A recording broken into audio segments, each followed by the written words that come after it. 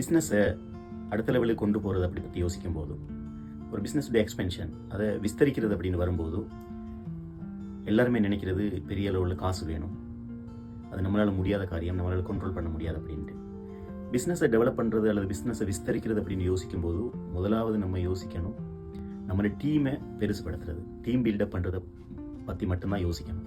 உதாரணமாக ஒரு ரெஸ்டாரண்ட் வச்சுருக்காரு அப்படின்னு சொன்னால், சின்ன சின்ன ரெஸ்டாரண்ட்டில் பார்த்தீங்கன்னா அவரே பராட்டாவும் வீசுவார், அவரே வடையும் போடுவார், அவரே கேஷியரை பார்த்துக்குவார். இப்போது இவரே பராட்டா போடுறார் அப்படின்னு சொன்னால் இவரால் ஒரு நாளைக்கு 50 பராட்டா பிஸ்னஸ் பண்ண முடியும்.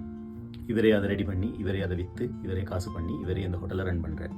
இப்போ இவர் இந்த பிஸ்னஸை எக்ஸ்பெண்ட் பண்ணுறது அப்படின்னு சொன்னால், விஸ்தரிக்கிறது அப்படின்னு சொன்னால், முதலாவது ஒரு கேஷியர் எடுக்கணும் அல்லது ஒரு பராட்டா மேக்கரை அவர் புதுசாக கொண்டு வரணும். அப்போ ஒரு ஆள் 2 பேராக மாறுறாங்க. அதுக்கு பிறகு இன்னொரு ஆள் வரும்போது 3 பேராக மாறுறாங்க. இது 5, 7, 10 அப்படின்னு பிஸ்னஸ் எக்ஸ்பெண்ட் ஆகுது, விஸ்தரிக்கப்படுகிறது.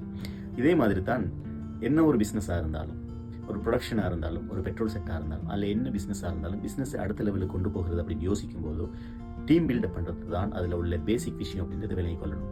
இதுக்கு பெரிய காசு தான் வேணும் அப்படின்ற எந்த தேவையும் இல்லை. உதாரணமாக இந்த ரெஸ்டாரண்ட்டில் ஒருவர் இருந்துட்டு இன்னொரு ஆளை கொண்டு வராருண்டா, இன்னொரு ஆள் வரும்போது பிஸ்னஸ் அதிகமாகிறது. அப்போது வர அந்த லாபத்திலிருந்து இவருக்கான சம்பளமும் போகிறது. அதனால் பெரிய அளவில் இருக்கிற காசுலேருந்து பெரிய காசு தான் போடணும் என்கின்ற எந்த ஒரு தேவையும் கிடையாது.